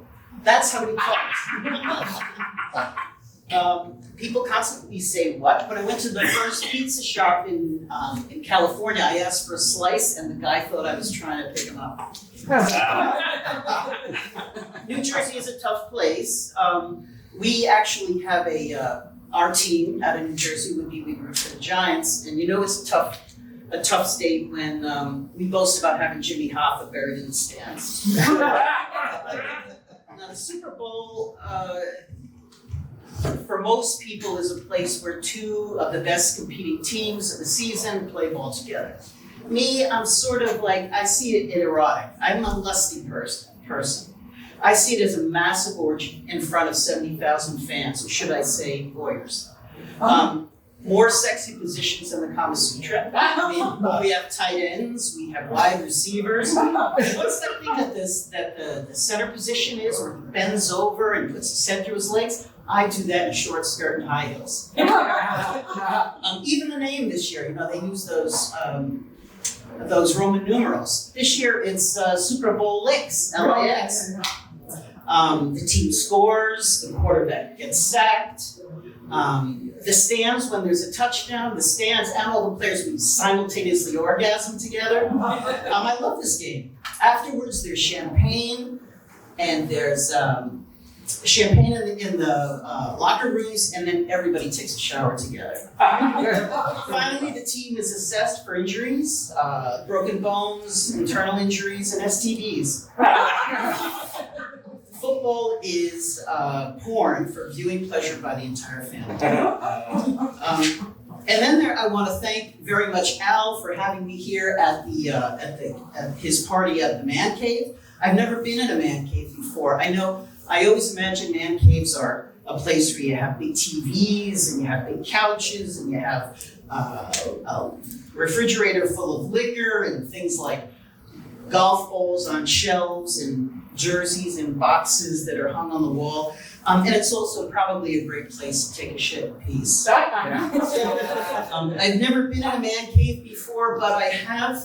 I dated a guy once who wanted to show me his windowless basement. Of course, I wouldn't go down until I put on a little more lipstick and comb my hair. When we got downstairs, I saw that there were tables with some straps and some weird things, and he turned to me and said, "Do you have a safety word?" And I said, "Yeah, my safety word is ho-hum."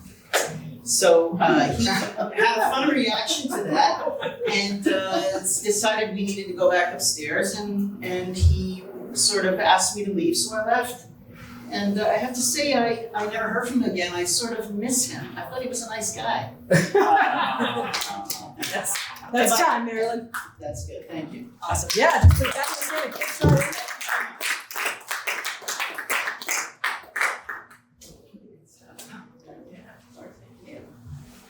Give it up one more time for Marilyn as she finds her seat. Marilyn, before I turn it over to Nate, I just wanted to say, excellent use of everything we've been talking about. You're taking it all in and you're just delivering succinctly. I think your party is going to be a big success. I would recommend, just because you're getting used to it, and this is good for all you guys, especially practice right now, hold the microphone too close to you. Because you can hear when your voice is coming out and when it's not. But I would say just until you get really comfortable with it, hold it closer than you think you need it, and you can keep it there. Sometimes people rent equipment, the sound guy just drops it off and nobody's paying attention, and you want everybody to be able to hear you equally. But I loved when you were telling the Carmela soprano, which, oh my God, the more you do that in a black turtleneck with your hair like that, every single time, they're gonna get it, every single time. But when you were doing the restaurant story, and you were shrinking down, I was in there. I saw the gingham table, I saw the whole thing, because you were there. So really, really good job. And once again, taking what we say and just applying it. Turn it over to you. Yeah, I mean, using your background, especially like Jersey, where there's, you've been here for a long time, so it's lesser, but there's an accent, right? There's a way of speaking, as you said. Using something like that is smart, because everybody notices it, and then we're all on the same page, and you can go with material with less exposition. which you did really well. It's like when somebody, a comic that we know, Billy Wayne Davis, walks up and he goes, the first thing he says is, I think it was something like, I know, because he's super Southern, he's like, I know when you hear me talk, the first thing you think is, oh, people who talk like that are dumb. And you're right. You know what I mean? Like he addresses it right away because it's something everybody sees. It's an option for material right off the bat. I think you can even play it more if you want, depending on how, much you want to turn up the Jersey accent there. The Gangster and the Quiet Diner, there are jokes there. You have no problem with setting the stage. Like that is something you got right off the bat. We are there with you, as Emily said. I think we sometimes with narratives too, we have a hard time differentiating, like, am I gonna be completely 100% real with what, or am I going to put something in that's going to hit hard as a joke? I think most comics blend both. That's why sometimes comics get into trouble when they pretend that everything they say is 100% accurate. You're manipulating the information for a purpose, which is jokes, right? So if you wanted to do something like that, like with the diner, it's like this guy dressed in black came in and everybody lowered down and got quiet, and then went to the bathroom to take a piss, and when they came back out, I sneezed and I was terrified, and I looked up and I was like, oh, it's a priest. And then my date put his head down, and he was like, what are you doing? I was like, I was an altar boy. You know what I mean? Like, there's things you can do just to build up that, because you want every bit to be leading to a joke. The slice pickup is fucking love that. Yeah. Jimmy Hoff in the stands, that's a good one. The best though, I think you could do your entire set off this. The Super Bowl orgy thing is brilliant. It really is brilliant. The way then you delivered, like, everybody, checks for injuries, make sure they're okay, checks for STDs, like that was great. That rule of three works. The bend over bit, that's what I do when I'm wearing a short skirt and heels. That made me think, because of Jersey, it just made me think of Cape Fear. It just made me think, like, that's what I do when I play pinball. You know what I mean? Like, there's some kind of reference there too. But it's up to you. I think, as I said, depending on how long you want to go there for the performance, the Super Bowl stuff is super winner. Like, it is the strongest. And so you can still do the other material. You're gonna eventually get it to where that's the same level. But you can decide if you want to build up one more or the other.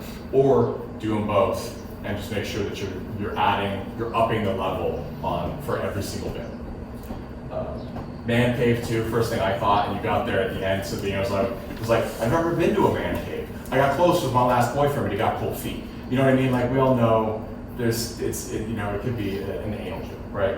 I guess we didn't all know it. Yeah. So and that's funny. I thought she was gonna do a woman cave. I got my own woman cave. Yeah. Turns out the woman cave's a lot nicer. Yeah. And then you could go into that. For one, the woman cave is clear. I don't know, whatever the case. You can do something like that too. But anyway, great stuff. I think you're going to do really well at the party, especially, is this going to be a lot of people you know? No? Not many people I know. I'm invited to. There'll be 50 people there at least, I think. So I'm a little freaked by it. I would. You've got some great jokes. And it's that rule, people want you to succeed. Nobody enjoys, unless you're another comic who knows the comic on stage and you hate them, no one enjoys seeing a comic bomb. No one, because it's uncomfortable for them. They want you to succeed. So any opportunity to laugh, they're going to do it. When you actually have a really strong joke, which you've got in here, then it's a super winner, and people are happy. And you'll be getting congratulations after, probably, if that happens. People like to do that. I was once at a urinal, and I got slapped me on the back. I'm like, hey, that hurt. I don't need any help. This is some interference. In a way but yeah, so good job. Who's next? It's Nathan. Am I getting your name right, Nathan? Yes. Okay, perfect. Yes. Nathan, do you want to get prompt, or do you have material you'd like? I have to like a little bit of material. There, And then I'll probably also get you this. I love it. I'm in the back. You need me, ladies and gentlemen. Put your hands together for Nathan.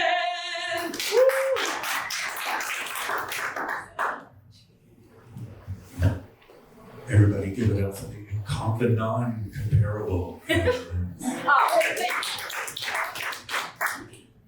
Oh my God, so much furniture. So, I tried to be funny this week. It was difficult. It was a difficult week for funny. Dystopia. Gotta love dystopia. So, the whole Donald Trump doing his DEI thing, it made me realize that I might actually be racist against billionaires. Yeah. So how many Mark Zuckerbergs does it take to screw into Jeff Bezos? OceanGate. Knock knock. Who's there? Elon Musk. Elon Musk is a Nazi. Just shit like that. That's all I could come up with. Escape, stuff like that. What was the assignment? We had an assignment. You wanted to tell your life story in bullet points. Yeah, my life story in 5 bullet points. I just kind of went through this really quickly. Okay, bullet 1. Born in a small town in Kansas, born and raised in Kansas. So I was the weirdest nerd child. My family was a cross between that American Gothic painting and Adam's Family. Except it's just me. Yeah. Point 2, Seattle in the 1990s, grunge and tech, or how I became a stupid web designer and single-handedly caused the dot-com crash of 2001. I blame myself. Here, 2 minutes, keep going. 2 minutes already. Y2K, San Francisco, escaped the wreckage of Seattle, moved to San Francisco, tried to ruin that place. It was fine. It was like a time of reckless, bohemian sluttery and world adventures. The amazing things you could do when you were broke and crazy and artistic in San Francisco.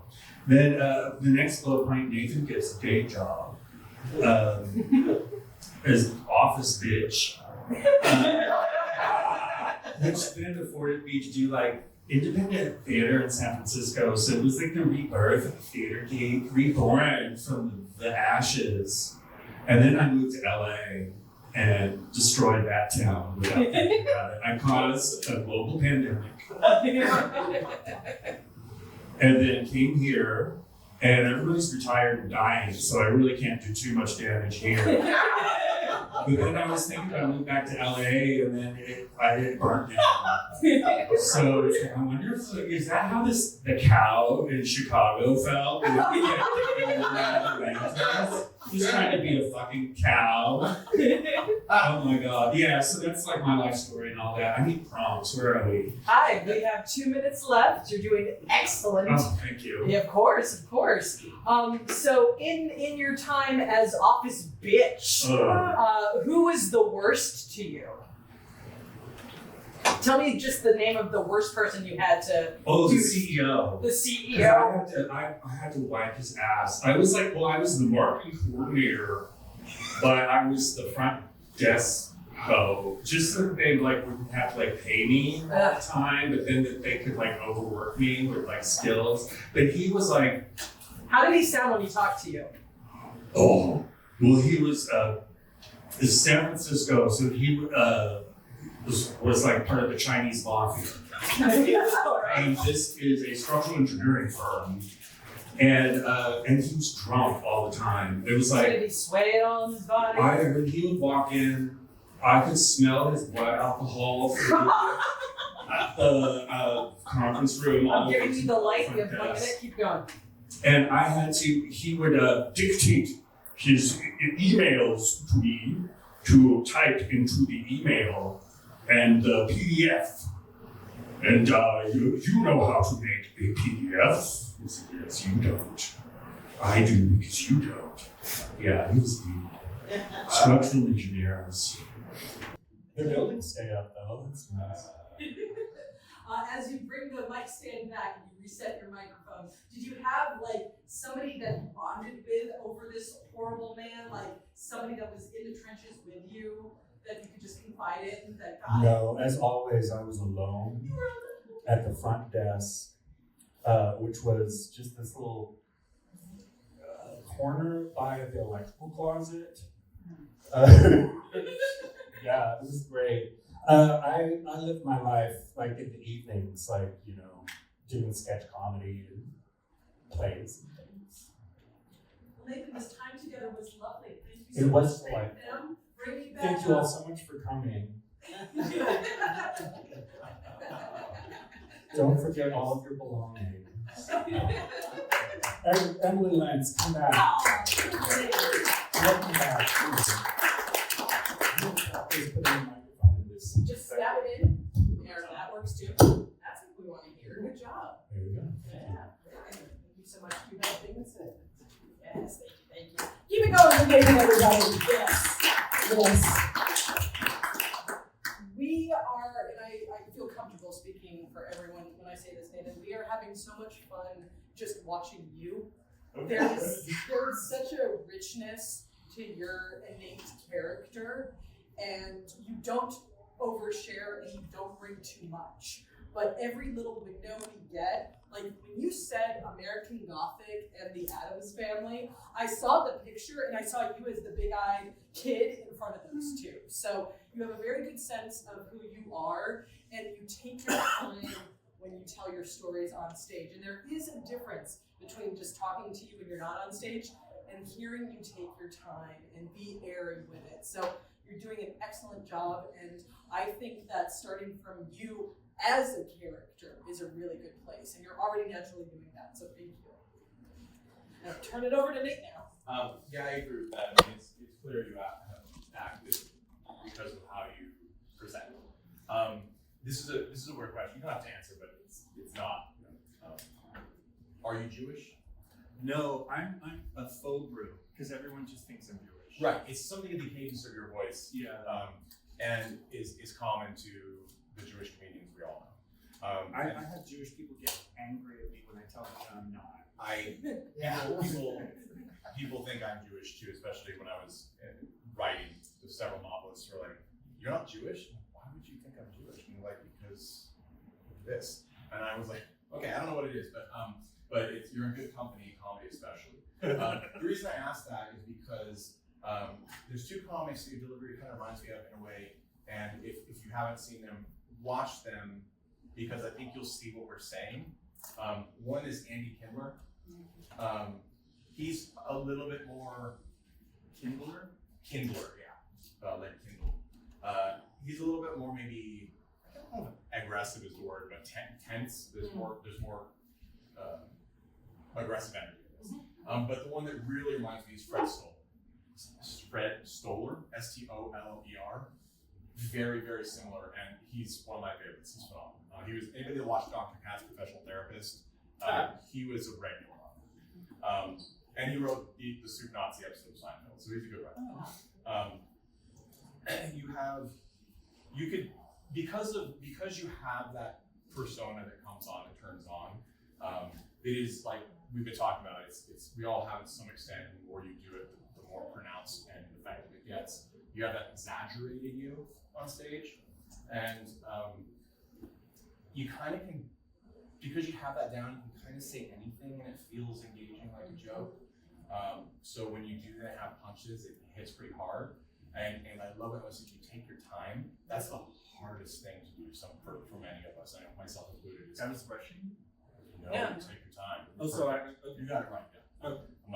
I'm giving you a compliment. I don't know, it's just because it's one of those things that sometimes you go stage blind and you don't know Absolutely.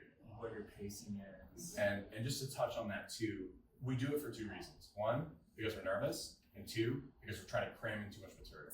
Those are the two reasons people get faster when they're delivering material. Usually it's nerves, and it kind of hurts you because you stifle laughter. A lot of times you'll see you're like, these are all great jokes, but people aren't laughing because they're thinking about that last one, and they're drawn off because you're bringing them the next one. They could all be funny, but nobody has time to process. So leaving the fart. Exactly. I mean, that's a great icebreaker. Just don't address it. Just hold the mic down. No, don't do that. It's my mic. So the races and millionaires, that's funny. The screwing a light bulb it's funny because it's absolutely absurd, but it also is topical in a way that makes sense. And unfortunately, that topic's not going away anytime soon. So it's good. I like it a lot. I was like starting to scare myself with the angry at billionaires joke. I mean, there's a. It's kind of like, we were talking about before. I mean, we're all on the list just by being near me. So it's you throw it out the window. Don't be worried any more than you already are. I'm not saying you shouldn't be worried. I'm just saying don't bring it up alone because of material. There's a phrase, tragedy plus time equals comedy. And this is an unprecedented time because we feel like we have no time, but we still want to get this out. So what I liked about the Elon Musk jokes and the knock of it, for me, the joke was, I have to get up here and tell formula jokes about what the fuck. And so you nailing the delivery was, like, again, it put us at ease. It was like, we are all in this together. You're addressing the absurdity of it without flat out saying, and now I have to come up here and tell fucking jokes about it. I really don't want to, but here we are, you know what I mean? So you cut through it and you tapped into all of our group minds and you gave it in a way of like, yes, thank you. I can relax. Thank you for that. So really, really well done. Did you have a beat after that? How many Mark Zuckerberg does it take to screw in a Jeff Bezos? Was Ocean Gate was the punchline. I don't think he hit. Okay. I honestly don't, because the joke is just the absurdity of the punchline. It's a weird one, but it's one of those things where you're just like, because people aren't going to hear it. That's the thing. They're going to laugh. So I can leave out the I would just murder line. I mean, you can do whatever you want, but I think, or work another joke for that. You know what I mean? That's funny. Elon Musk is a Nazi, of course. That's knock knock. It's funny. You could also do. I mean, you could do variations. You're like, knock knock. Who's there? Elon Musk. Elon Musk who? Elon Musk. I wasn't knocking. I just accidentally was doing a Nazi salute at your door. I don't know. You know what I mean? There's things you can do, but it's funny anyway. Elon Musk and Nazi has a lot of power. Because again, we're not expecting it. And that's one of those examples. You're delivering those two jokes in a way that's not, because of how they're structured, they don't sound angry. And that is sometimes more powerful, even though it's very hard to do. I have a hard time with it. I have a lot of material that I throw away because I can't, it's too much. It's too soon for me, I can't touch it. You're doing it in a way where it sounds like fact, not angry. Yeah. And that's a good thing for us to all kind of consider. The office bitch, you can up that. It's funny right off the bat. You can up it to be like, I was a marketing coordinator, but my technical title was office bitch. You know what I mean? Like you're swapping it. Can't do damage. Everybody's already dying. That's funny. The Chinese mafia. There's that's a good joke, and I'm not even super familiar with San Francisco's societal underground mafia, but you can make it a joke that works for everyone just by being like, it was an engineering firm, so my boss was a Chinese mafia. You know what I mean? Like there's things you can do that, because it's again not expected. Yeah. I can only get away with saying it because it's true. Right. I mean, that's, it's like, it's not an insult if it's totally true. I mean, Elon Musk isn't taking what you said as an insult.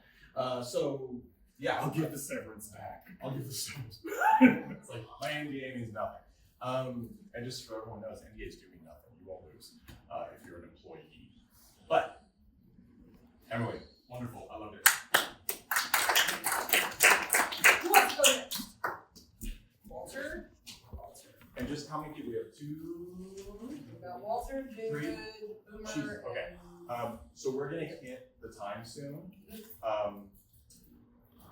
So do you want to hold on notes? We're gonna have to hold on notes. We will do you guys first next time. Okay. And I apologize, it's my rattling that's going on. What we're gonna do, because we all have material now, is we're gonna cut it down to like 3 minutes starting next week, so we can make sure to get your things in. And also, I'm gonna be running a timer, so I don't. Okay. And that way, you guys can also, you can do things like record yourself if you want, and then post it in the class or send it to us, email. I'm happy to do that as well. It's not the same, but it's also kind of a good learning experience too, because you kind of feel what it feels like without an audience, which is very different. But yes, so I apologize for not being able to fit everybody in today. Next week we will. And if you just can't wait that week, you can absolutely come to Hotel Zoso, 7 o'clock is free to watch. You're my students, it's free to participate. You get 5 minutes. I'm running the open mic, so nice and comfy. And if we get a high turnout, there's a chance that you can be on the Friday night show. And if there's a low turnout, there's a chance that you'll get 7 whole minutes. So either way, it's something to do on It's one really day. comfortable. I know some of you guys have been there. I urge you just to go. Hotel Zoso was nice, the lobby's nice, the everything is nice. If you want to, you can just buy a soda or seltzer water or like a triple martini. Whatever you want. So go to it. I think it's a great one. Not just because Emily runs it, but it also is. Checks in the mail. It also is it's professional. So, and part of the thing too, I forgot to mention the light when we say don't run the light. It's frankly, I know you guys know, I don't care. Really, in the logic, or personally, the reason we do it is because it is something that so many producers will literally cross off the list. Like, sorry, your stuff's funny, but I'm not gonna do it because it hurts them when they're running the show. And once the show is booked and running, producers, sure, you want it to go well, but you don't give two shits. It's booked, people are sold, it just has to go. Yep. Right? That's why a lot of producers will hire someone who maybe isn't quite as funny material-wise as another person because they like working with them and they're professional. There are plenty of comics who are obnoxious off stage and nobody wants to work with them. TJ Miller, right? Yeah, that's good. That's true.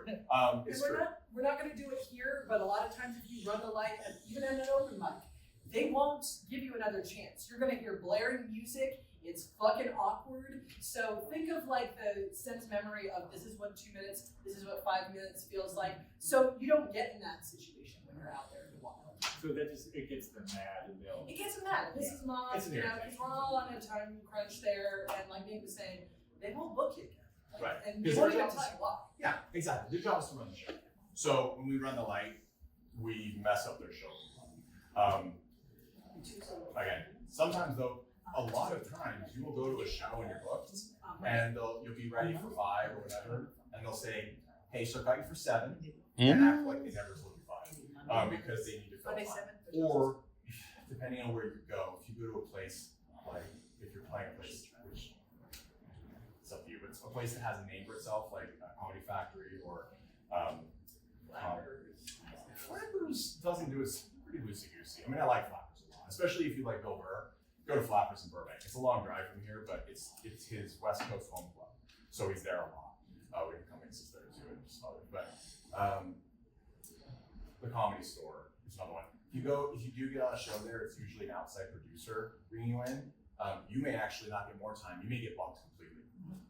It's irritating, and that's why those big ones, depending on how well they're run and how ethically they're run, is just be prepared for your time to change. You want to be able to do more material, but be prepared to do a little tiny bit of material and make it fun. And just to give you an idea, if you start doing clubs, especially in LA, one, they don't pay generally. You have to be pretty successful for them to pay, I will say this to everyone, you will be successful at comedy if you keep doing it and just keep doing it. There's no question. It's the only thing, I'm an English teacher. I honestly didn't totally believe, because I had no factual evidence, that say a bad writer can become a good writer. I'm like, I don't know that people can change to that level. They can improve, but doing comedy, there's one person in particular, I've seen comics that I thought were the most abysmal comics, nice people, couldn't deliver anything, didn't understand jokes, it was like learning a foreign language, who actually got better. I was really surprised. And this one person now gets booked regularly in Orange County, and they're funny. So you will get better, you will get booked if you just keep doing it, right? That is just a reality. So keep going with it. I forget exactly what was on track. Oh, and just to give you an idea when you do work clubs at some point, because once you do the show, you'll have good material enough that you can get on shows. If you go to their open auditions and stuff like that. It may take a couple times, but you'll get there. Flappers has an open audition. Ice House has an open audition. You're still there, right? Mm-hmm. Okay. In Pasadena. Well, that's a good question. It's ice, so no. It's no big deal. But Maria Bamford says this. Somebody was like, "Oh, well, I'm, was ashamed of something." She's like, "I'm a comedian. Most nights I get paid with a gun on the table." Like, that's kind of the idea. Like, comedy clubs it is not like going to a corporate event where you're hosting a big thing. The level, I was gonna say, being on the level is a very thin level, right? It could collapse at any moment. So just be aware, you be professional, you do all the things, you don't run the light, you show up on time, all that jazz. And that's all you need to do. And then for next week, Nate, for homework, we just want everyone to come in with material. We're gonna jump right into it, because it's when you're. I will be here. You will be here, okay, Yes, I'm not gonna be able to be here next week, but I already mentioned, right, it's improv. So Yeah. Emily is. Oh, we're not doing it next week? No, we there are. No class next week? No, there is. is class. Super Bowl Sunday. Oh, shit, yeah, that's right. Do we wanna take a hiatus, Nate, for Super Bowl? Well, what do you guys think? I don't care, and I'm the gambler. That's right, you're doing a show. We got, Let me. I'm also okay, like, putting class on hold and we have an open mic, if we have access to this, it's in lieu of class, you know? at the same We can time. do that. We can do that. And then for the people, so if you cannot do Super Bowl Sunday, email us. Email me, and I will. We'll find another way. Maybe we'll then meet on Monday night, if possible, at the open mic, and we'll do it there, and I can give feedback there. That's cool. Okay, great. So absolutely. So send me the thing, and then also, and if enough people, is there anybody that can't make Monday nights? Okay, you can't make Monday nights. Depends. Okay. So we will do. I mean, yeah, it depends. If I have enough, Uh, I couldn't make tomorrow, but maybe next week. Next Is or it- the week after, maybe probably better. But, yeah. We'll still do an open mic here. So anybody that can show up, and if you can do both, Yeah. do both. We'll have 'Cause I want- Sunday and we'll have Monday available. Sunday, Super Bowl Sunday will be the same time here. If you want to show up, it will be class, will be an open mic. Everyone who, we'll sort it out, but we'll be here and we'll also be at Zoso. So if you can't make it here for Super Bowl, you can make it to Zoso. Either way, next week it's not a free class, but it a structureless class, but it's going to be focusing on material and feedback. And it was going to be improv, so we'll switch that around. Of course. Yeah. Because as I mentioned earlier, this is third class, so we're going into fourth class, that's halfway through. You don't have to have obviously your material on. That's not what we're doing here, but be considering the topics that you are going to use to run that 5 minutes. Because again, you're going to perform 3 unless something changes, and it can change for the final show, but we want you to come out with 5, okay? So be considering that, because then you can focus on building jokes for that. It makes it easier. Doesn't mean don't jot notes or write jokes if you think about something else, okay? That's fine. Plus there's tons of one-off jokes. Having some one-off jokes is great, because if you have more time, you have stuff to plug in that's not so narrow you can't get to the punchline before you're on the stage. So consider that. So next week, this will essentially be an open mic, which is kind of what we're doing now anyway. But we will also then have another part 2 of the class on Monday night. So those of you who can make it, it's wonderful. If you can't, then Sunday. Okay. We gotcha. Either way. Thank you for letting me know. Obviously, I am not in touch with the sports. We're comedy community. people. We're not sports people. I'm an English teacher. I don't know either.